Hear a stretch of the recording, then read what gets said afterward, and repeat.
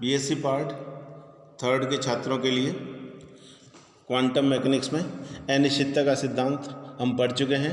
आज यहाँ हम वो अनिश्चितता सिद्धांत का जो एप्लीकेशन है वो पढ़ने जा रहे हैं। एक एप्लीकेशन आप पढ़ चुके हो कि नाभिक में इलेक्ट्रॉन का अस्तित्व नहीं होता है। दूसरी एप्लीकेशन क्या है?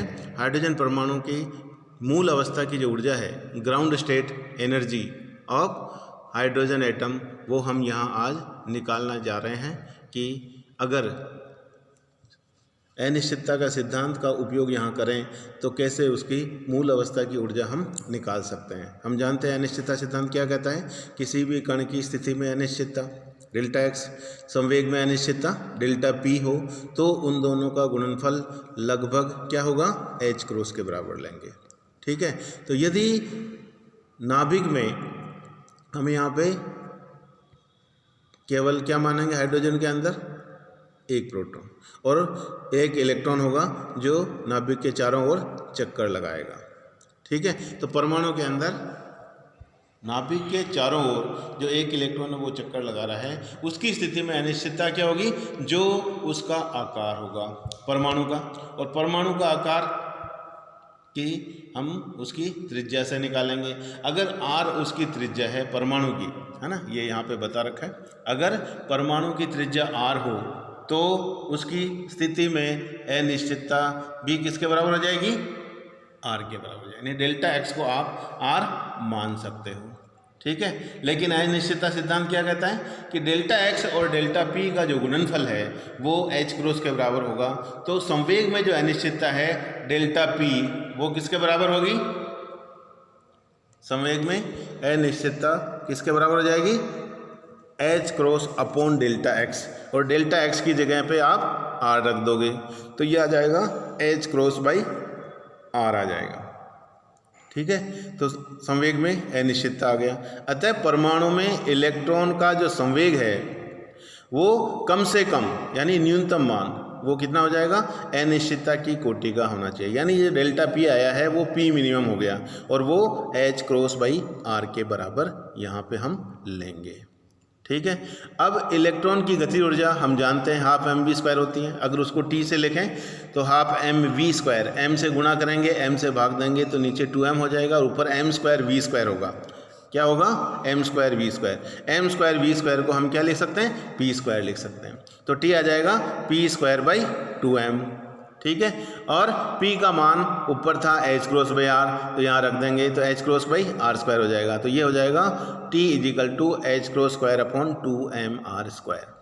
तो इलेक्ट्रॉन की गति ऊर्जा हमारे पास आ गई। इसी तरह से इलेक्ट्रॉन की स्थिति ऊर्जा को अगर v से व्यक्त करें तो v हो जाएगा माइनस के ई स्क्वायर अपॉन r। कैसे आए माइनस? हम जानते हैं स्थिति ऊर्जा का सूत्र क्या होता है, v इजिकल टू माइनस के Q1 Q2 अपॉन r। ये स्थिति ऊर्जा का सूत्र है। यहाँ पे Q1 भी E है और Q2 भी है ना। हमारे पास इलेक्ट्रॉन और प्रोटॉन, नाभिक के अंदर प्रोटॉन है और बाहर इलेक्ट्रॉन है, तो उसकी जो स्थिति ऊर्जा है वो हम इस तरह से Q1 और Q2 की जगह E लिखने से क्या हो जाएगा? माइनस के ई स्क्वायर हो जाएगा अपॉन r। तो ये स्थिति ऊर्जा आ गई V तो, और T हो गई गति ऊर्जा। तो कुल ऊर्जा E किसके बराबर हो जाएगी? T प्लस V के बराबर हो जाएगी। T का मान भी आप रख देंगे और V का भी रख देंगे। T है h cross upon 2mr square और ये है माइनस के ई स्क्वायर अपॉन r। तो इस तरह से कुल ऊर्जा E का मान समीकरण 1 के द्वारा आपको प्राप्त हो जाएगा। हम जानते हैं क्योंकि मूल स्तर की ऊर्जा निकालनी है और वो न्यूनतम ऊर्जा अवस्था को में जो ऊर्जा होती है उसी को मूल अवस्था की ऊर्जा कहते हैं। तो ये ऊर्जा क्या होगी? जब E का मान न्यूनतम होगा, और न्यूनतम को हम कांस्टेंट मानते हैं, और कांस्टेंट का यदि अवकलन ले तो वो शून्य होना चाहिए। अतः D E by D R, क्योंकि ई आर का फलन है, तो अगर ऊर्जा का स्थिति के साथ अवकलन करें तो उसका मान शून्य होना चाहिए। तो समीकरण 1 जो कि कुल ऊर्जा का था उसका अवकलन करेंगे आर के साथ, तो डी अपॉन डी आर क्या हो जाएगा? इस तरह से एच क्रॉस स्क्वायर और नीचे था 2m, वो तो कांस्टेंट है। नीचे r की घात -2 था, यहाँ पे देखिए r की घात -2, r स्क्वायर है 1 अपॉन r स्क्वायर, r की घात -2 ऊपर जाएगा तो इस तरह इसका -2 r की घात -3 हो जाएगा, तो 1 अपॉन r क्यूब नीचे आ गया। तो ये हमारे पास क्या हो गया? एक तरह से उसका अवकलन आ गया।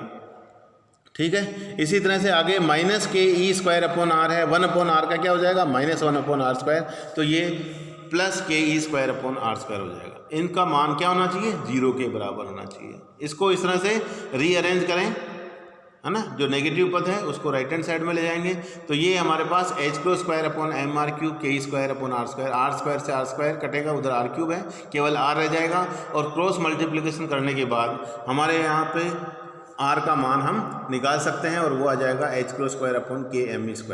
ये हाइड्रोजन परमाणु की त्रिज्या आ गई, निकाल सकते हैं आप। h क्रॉस कांस्टेंट है, ठीक है, h/2π था, h प्लांक दिया था का, उसका मान रखें तो ये 1.053 × 10⁻34 था, इसका स्क्वायर कर दिया। और नीचे k जो हमारे पास 9 × 10⁻9 m के यूनिट में होता है, m इलेक्ट्रॉन का द्रव्यमान है जो 9.1 × 10⁻31 किलोग्राम होता है। इलेक्ट्रॉन का यहाँ पे आवेश 1.6 × 10⁻19 हम यहाँ पे रख देंगे, उसका स्क्वायर। इसको सोल्व करें तो ये हमारे पास 0.53 लगभग आता है एंगस्ट्रॉम में। तो समीकरण 2 क्या बता रहा है, हाइड्रोजन परमाणु की त्रिज्या का मान हम यहाँ इस तरह से अनिश्चितता सिद्धांत की सहायता से निकाल सकते हैं। इसलिए हाइड्रोजन परमाणु के मूल स्तर की ऊर्जा जो समीकरण 1 था उसमें r का मान यदि 0.53 एंगस्ट्रॉम रख दें तो जो ऊर्जा होगी कुल ऊर्जा वो न्यूनतम होनी चाहिए, ई मिनिमम हो जाएगी। ठीक है, आपके पास ऊपर एक बार आपको वापस सूत्र बता दूं कि ई का मान क्या था। ठीक है, ई का मान क्या था, ये था E = T + V h² 2m² - ke² ये आ रहा था हमारे पास।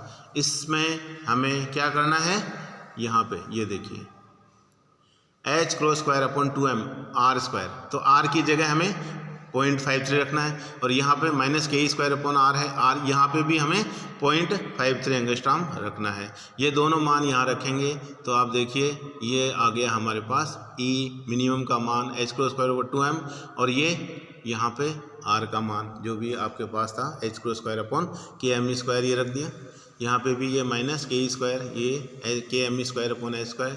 इसमें सोल्व करने पे प्राप्त होगा k² m² e4 2m h² -k² m e4 upon h²। एक m से m कटा तो इधर तो 1/2 है, इधर -1 है, तो कुल ये बच्चा क्या रह जाएगा -k² m e4 upon 2h² आ गया। अब k का मान आप जानते हैं वो है 9 × 10⁻9, फिर m है वो 9.1 × 10⁻31 और ये 1.6 × 10⁻19 ये ऊपर देख रहे हैं आप। ठीक है, इसको ही हल कर रहे हैं, कोई नई चीज़ नहीं है। ये k² - m e4 upon 2h² है, उसको हल किया, ये k का मान रखा, यहाँ पे m का मान रखा और ये e⁴ है और नीचे 2 है और ये 1.5054 h², ये सारे आपने रखे। तो इसको हल करेंगे तो इसका मान आएगा 2 माइनस में आएगा -2.174 × 10⁻18 जूल। ये जूल में आ रहा है जो कि बहुत -18 में आता है। इसको इलेक्ट्रॉन वोल्ट में हम जनरली कंसिडर करते हैं, तो इसमें 1.6 × 10⁻19 का भाग देंगे तो जूल को आप इलेक्ट्रॉन वोल्ट में कन्वर्ट कर सकते हैं और ये आ जाएगा -13.6 इलेक्ट्रॉन वोल्ट।